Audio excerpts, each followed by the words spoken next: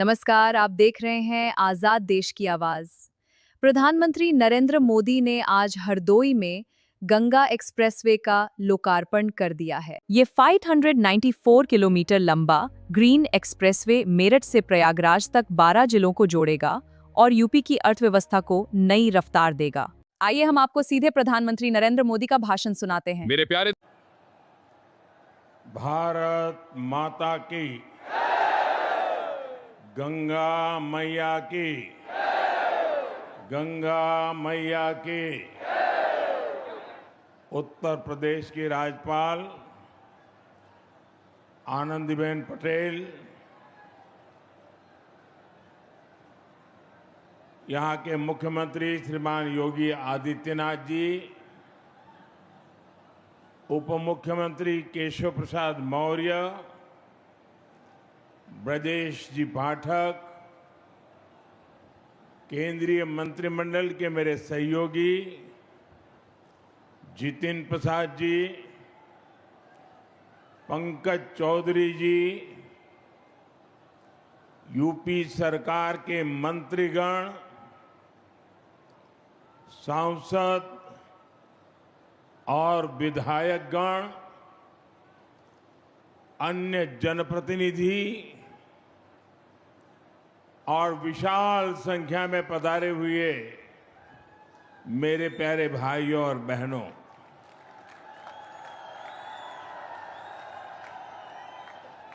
सर्वप्रथम मैं भगवान नरसिंह की इस पुण्य भूमि को प्रणाम करता हूं।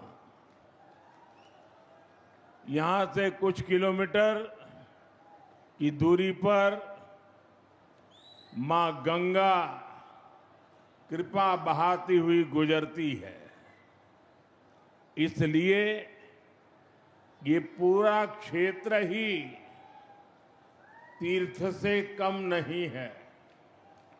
और मैं मानता हूं यूपी को एक्सप्रेस वे का यह वरदान, ये भी मां गंगा का ही आशीर्वाद है।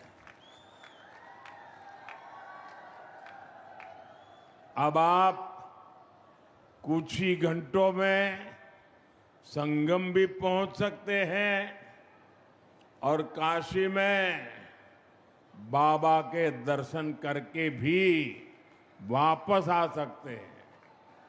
साथियों, जैसे मां गंगा हजारों वर्षों से यूपी की और इस देश की जीवन रेखा रही है, वैसे ही आधुनिक प्रगति के इस दौर में उनके समीप से गुजरता ये एक्सप्रेसवे, ये यूपी के विकास की नई लाइफलाइन बनेगा। ये भी अद्भुत संयोग है कि पिछले 4-5 दिनों में मैं मां गंगा के सानिध्य में ही रहा हूं।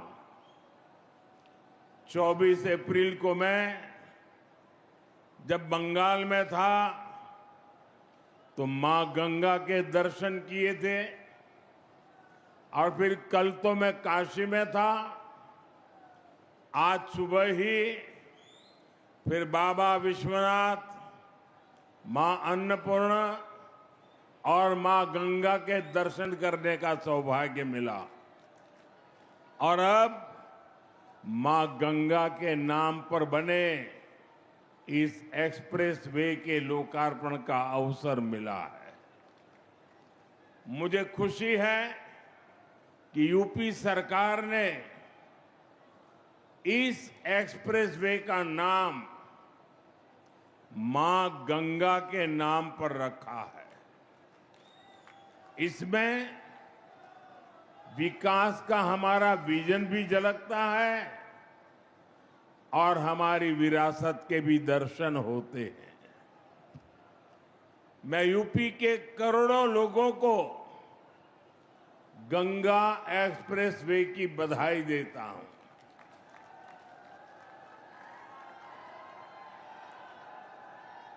साथियों, आज लोकतंत्र के उत्सव का भी एक अहम दिन है।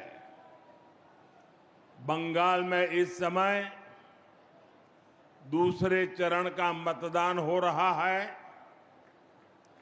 और जो खबरें आ रही हैं उनसे पता चलता है कि बंगाल में भारी मतदान हो रहा है।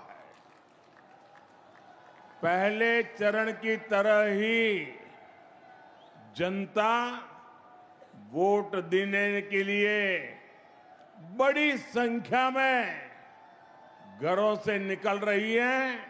लंबी लंबी कतारों की तस्वीरें सोशल मीडिया में छाई हुई है। पिछले 6-7 दशक में जो नहीं हुआ, जिसकी कल्पना भी मुश्किल थी, वैसे निर्भीक वातावरण में बंगाल में इस बार वोटिंग हो रहा है। लोग भय मुक्त होकर वोट दे रहे हैं। ये देश के संविधान और देश के मजबूत होते लोकतंत्र का पुण्य प्रतीक है। मैं बंगाल की महान जनता का आभार व्यक्त करता हूं कि वो अपने अधिकार के प्रति इतनी सजग है, बड़ी संख्या में वोटिंग कर रही है। अभी वोटिंग खत्म होने में कई घंटे बाकी है। मैं बंगाल की जनता से आग्रह करूंगा कि लोकतंत्र के इस पर्व में ऐसे ही उत्साह से भाग लें। साथियों, कुछ समय पहले जब बिहार में चुनाव हुए तो बीजेपी एनडीए ने प्रचंड जीत दर्ज की थी, एक इतिहास रच दिया था। अभी अभी कल ही गुजरात में महानगरपालिका, नगरपालिका, जिला पंचायतें, नगर पंचायतें, तहसील पंचायत, इन सब के चुनाव के नतीजे आए हैं। और आप मेरे उत्तर प्रदेश वासियों को खुशी होगी, 80 से 85% नगर पालिका और पंचायतों भाजपा ने जीत ली है।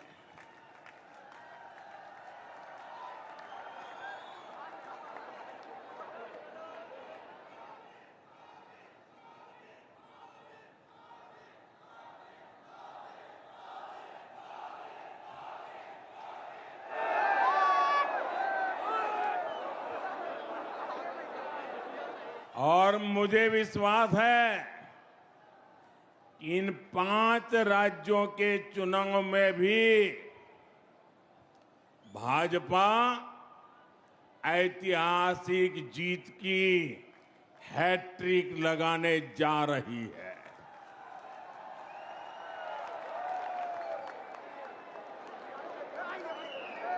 चार मई के नतीजे विकसित भारत के संकल्प को मजबूत करेंगे, देश के विकास की गति को नई ऊर्जा से भरेंगे। साथियों, देश के तेज विकास के लिए हमें तेजी से आधुनिक इंफ्रास्ट्रक्चर का भी निर्माण करना है। दिसंबर 2021 में गंगा एक्सप्रेसवे का शिलान्यास करने मैं शाहजहांपुर आया था। अभी 5 साल से भी कम समय हुआ है और आप देखिए देश के सबसे बड़े एक्सप्रेसवेज में शुमार यूपी का सबसे लंबा ग्रीन कॉरिडोर एक्सप्रेसवे ये 5 साल के भीतर भीतर बनकर तैयार हो गया है।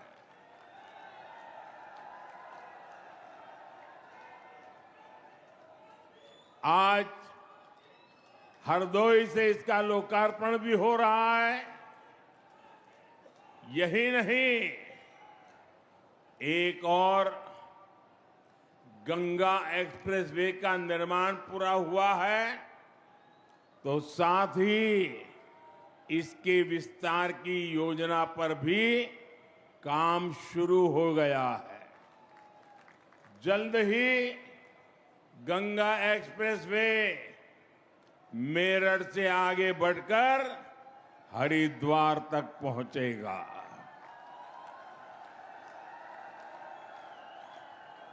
इसके और बेहतर उपयोग के लिए फर्रुखाबाद लिंक एक्सप्रेसवे का निर्माण कर इसे अन्य एक्सप्रेसवे से भी जोड़ा जाएगा। ये है डबल इंजन सरकार का विजन। ये है भाजपा सरकार के काम करने की स्पीड।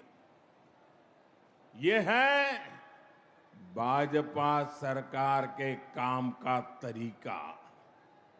भाइयों बहनों, कुछ ही दिन पहले मुझे दिल्ली देहरादून एक्सप्रेसवे के लोकार्पण का अवसर मिला था। तब मैंने कहा था कि नए बनते एक्सप्रेसवे विकसित होते भारत की हस्तरेखाएं हैं और ये आधुनिक हस्तरेखाएं आज भारत के उज्जवल भविष्य का जयघोष कर रही है।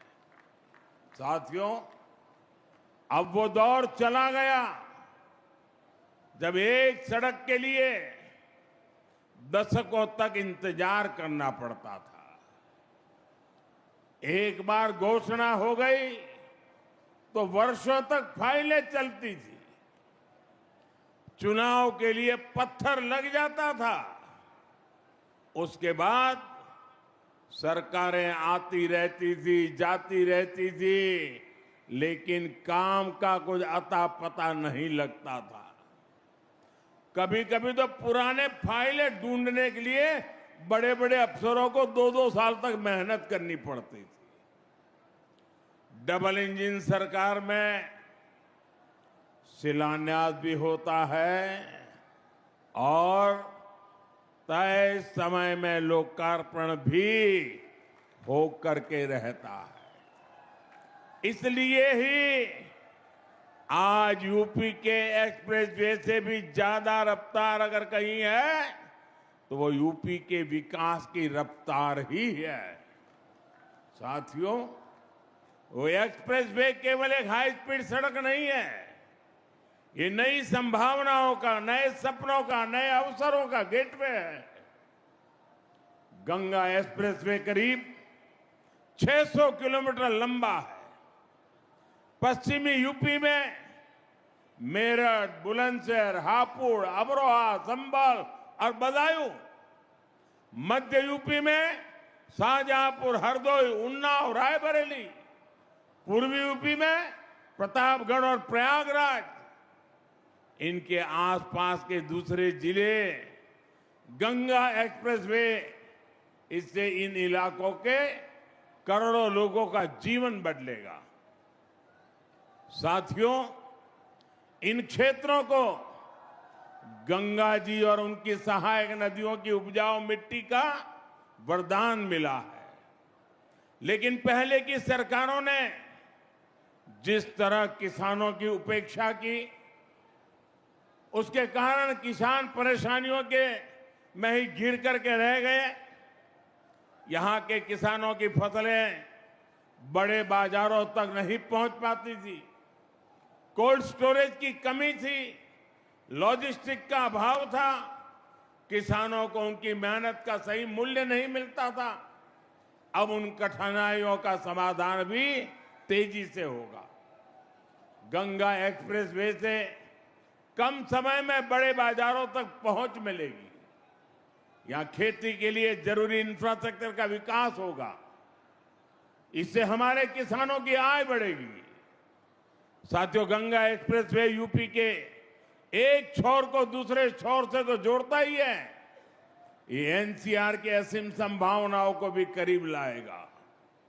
गंगा एक्सप्रेसवे पर गाड़ियां तो दौड़ेगी ही, इसके किनारे नए औद्योगिक अवसर विकसित होंगे। इसके लिए हरदोई जैसे दूसरे जिलों में इंडस्ट्रियल कॉरिडोर विकसित किए जा रहे हैं। इससे हरदोई, शाहजहांपुर, उन्नाव समेत सभी 12 जनपदों में नए उद्योग आएंगे।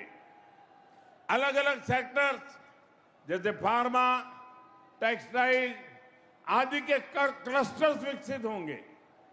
युवाओं के लिए रोजगार के नए अवसर भी तैयार होंगे। साथियों, हमारे ये युवा मुद्रा योजना और ओडीओपी जैसी योजनाओं को उसकी ताकत से खुद भी नए नए कीर्तिमान गढ़ रहे हैं। यहां छोटे उद्योग, एमएसएमई को बढ़ावा मिल रहा है। बेहतर कनेक्टिविटी की सुविधा से उनके लिए भी नए रास्ते खुलेंगे। मेरठ की स्पोर्ट्स इंडस्ट्री, संभल का हैंडीक्राफ्ट, बुलंदशहर के सिरेमिक, हरदोई का हैंडलूम, उन्नाव का लेदर, प्रतापगढ़ के आंवला प्रोडक्ट्स, ये सब बड़े स्केल में देश दुनिया के मार्केट में पहुंचेंगे। लाखों परिवारों के इससे आमदनी बढ़ेगी।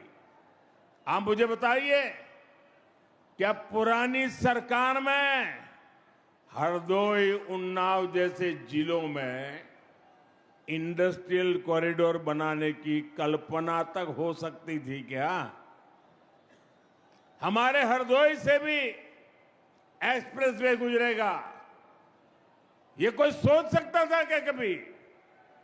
ये काम केवल भाजपा सरकार में ही संभव है। साथियों, पहले यूपी को पिछड़ा और बीमारू प्रदेश कहा जाता था, वही उत्तर प्रदेश आज $1 ट्रिलियन की इकोनॉमी बनने के लिए आगे बढ़ रहा है। ये एक बहुत बड़ा लक्ष्य है, लेकिन इसके पीछे उतनी ही बड़ी तैयारी भी है, क्योंकि यूपी के पास इतनी असीम क्षमता है। देश की इतनी बड़ी युवा आबादी का पोटेंशियल यूपी के पास है। इस ताकत का इस्तेमाल हम यूपी को मैन्युफैक्चरिंग हब बनाने के लिए कर रहे हैं। यूपी में नए उद्योग और कारखाने लगेंगे। यहां जब बड़ी मात्रा में निवेश आएगा, तभी यहां आर्थिक प्रगति के दरवाजे खुलेंगे, युवाओं के लिए रोजगार के अवसर पैदा होंगे। भाइयों बहनों, इसी विजन को केंद्र में रखकर बीते वर्षों में लगातार काम हुआ है। आप सब खुद भी महसूस कर रहे हैं, जिस यूपी की पहचान पहले पलायन से होती थी, आज उसे इन्वेस्टर समिट और इंडस्ट्रियल कॉरिडोर के लिए जाना जा रहा है। यूपी की इन्वेस्टर समिट में देश और दुनिया से कंपनियां आती हैं। यूपी में हजारों करोड़ रुपए का निवेश हो रहा है। आज अगर भारत दुनिया में दूसरा सबसे बड़ा मोबाइल निर्माता है, तो उसमें बहुत बड़ा योगदान यूपी का है। आज भारत जितने मोबाइल बना रहा है, उसमें आधे मोबाइल हमारे यूपी में बन रहे हैं। अभी कुछ ही हफ्ते पहले मैंने नोएडा में सेमीकंडक्टर प्लांट का शिलान्यास भी किया है। साथियों, आप सब जानते हैं, एआई के इस दौर में सेमीकंडक्टर कितनी बड़ी फील्ड बनाती जा रही है। यूपी उसमें भी लीड लेने के लिए आगे बढ़ रहा है। भविष्य में असीम अवसरों वाला बहुत बड़ा क्षेत्र यूपी के लोगों के लिए खुल रहा है। साथियों, उत्तर प्रदेश का औद्योगिक विकास आज भारत की सामरिक ताकत भी बन रहा है। आज देश के 2 डिफेंस कॉरिडोर में से एक यूपी में है। बड़ी बड़ी डिफेंस कंपनियां यहां अपनी फैक्ट्री लगा रही है। ब्रह्मोस जैसी मिसाइलें जिनका लोहा दुनिया मानती है, आज वो यूपी में बन रही है। रक्षा उपकरणों के निर्माण में जो छोटे छोटे पार्ट चाहिए होते हैं, उनकी सप्लाई के लिए एमएसएमई को काम मिलता है। इसका बहुत बड़ा लाभ उत्तर प्रदेश के एमएसएमई सेक्टर को हो रहा है। छोटे छोटे जिलों में भी अब युवा बड़े बड़े उद्योगों से जुड़ने का सपना देख सकते हैं। साथियों, आज उत्तर प्रदेश इतनी तेज गति से विकास कर रहा है क्योंकि यूपी ने पुरानी सियासत को भी बदला है और नई पहचान भी बनाई है। आप याद करिए, एक समय यूपी की पहचान गड्ढों से होती थी। आज वही यूपी देश में सबसे ज्यादा एक्सप्रेस वेज वाला प्रदेश बन चुका है।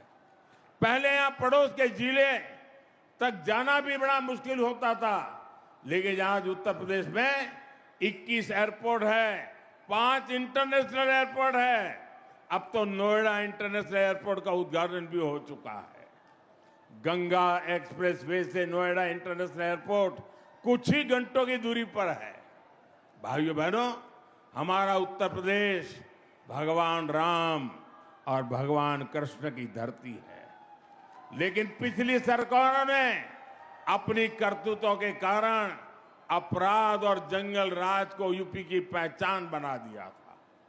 यूपी के माफियाओं पर फिल्में बनती थी, लेकिन अब यूपी की कानून व्यवस्था का देश भर में उदाहरण दिया जाता है। भाइयों बहनों, संसाधनों का बंदरबाट करने वाले जिन सपाहियों के हाथ से सत्ता गई है, उन्हें यूपी की ये प्रगति पसंद नहीं आ रही है। वो एक बार फिर यूपी को पुराने दौर में धकेलना चाहते हैं। वो एक बार फिर समाज को बांटना और तोड़ना चाहते हैं। साथियों, समाजवादी पार्टी विकास विरोधी भी है और नारी विरोधी भी है। अभी बीते दिनों देश ने एक बार फिर सपा और कांग्रेस जैसी पार्टियों का असली चेहरा देखा है। केंद्र की एनडीए सरकार संसद में नारी शक्ति वंदन संशोधन लेकर आई थी। अगर ये संशोधन पास हो जाता तो साल 2029 के चुनाव से ही महिलाओं को विधानसभा और लोकसभा में आरक्षण मिलता। बड़ी संख्या में हमारी माताएं बहनें सांसद विधायक बनकर दिल्ली लखनऊ पहुंचती, वो भी किसी और वर्ग की सीटें कम हुए बिना। लेकिन सपा ने इस संशोधन बिल के खिलाफ वोट किया। साथियों, इस बिल से सभी राज्यों की सीटें भी बढ़ती है। हमने संसद में साफ साफ कहा था, सभी राज्यों की सीटें एक ही अनुपात में बढ़ेगी। लेकिन यूपी को गाली देकर पॉलिटिक्स करने वाली डीएमके जैसी पार्टियां, उन्हें इस बात पर आपत्ति थी कि यूपी की सीटें क्यों बढ़ेगी। आप देखिए, समाजवादी पार्टी संसद में उन्हीं के सुर में सुर मिला रही थी। ये सपा वाले यहां से आपके वोट लेकर संसद जाते हैं और संसद में यूपी के लोगों को गाली देने वालों के साथ खड़े हो जाते हैं। इसलिए यूपी के लोग कहते हैं, समाजवादी पार्टी कभी सुधर नहीं सकती है। ये लोग हमेशा महिला विरोधी राजनीति ही करेंगे। ये हमेशा तुष्टिकरण और अपराधियों के साथ खड़े रहेंगे। सपा कभी भी परिवारवाद और जातिवाद से ऊपर उठ नहीं सकती। ये लोग हमेशा विकास विरोधी राजनीति करेंगे। यूपी को सपा और उसके सहयोगियों से सावधान रहना है। साथियों, आज देश एक ही संकल्प लेकर आगे बढ़ रहा है, विकसित भारत का संकल्प। इस संकल्प को पूरा करने में उत्तर प्रदेश की बहुत बड़ी भूमिका है। आप सब देख रहे हैं, आज पूरी दुनिया कैसे युद्ध, अशांति और अस्थिरता में फंसी हुई है। दुनिया के बड़े बड़े देशों में हालत खराब है, लेकिन भारत विकास के रास्ते पर उसी रफ्तार से आगे बढ़ रहा है। बाहर के दुश्मनों को ये पसंद नहीं आ रहा। भीतर बैठे कुछ लोग भी सत्ता की भूख में भारत को नीचा दिखाने की कोशिश में लगे हैं। फिर भी हम न केवल सुरक्षित है, बल्कि विकास के नए नए कीर्तिमान भी गढ़ रहे हैं। हम आत्मनिर्भर भारत का अभियान को आगे बढ़ा रहे हैं। हम आधुनिक से आधुनिक इंफ्रास्ट्रक्चर का निर्माण कर रहे हैं। गंगा एक्सप्रेसवे इसी दिशा में एक और मजबूत कदम है। मुझे विश्वास है गंगा एक्सप्रेसवे जिन संभावनाओं को हमारे दरवाजे तक लेकर आएगा, यूपी के लोग अपने परिश्रम और अपनी प्रतिभा से उन्हें साकार करके रहेंगे। इसी संकल्प के साथ आप सभी को एक बार बहुत बहुत बधाई, बहुत बहुत धन्यवाद। भारत माता की, भारत माता की। वंदे वंदे वंदे। प्रधानमंत्री मोदी का संदेश साफ है, सुरक्षित और विकसित उत्तर प्रदेश ही नए भारत का आधार है।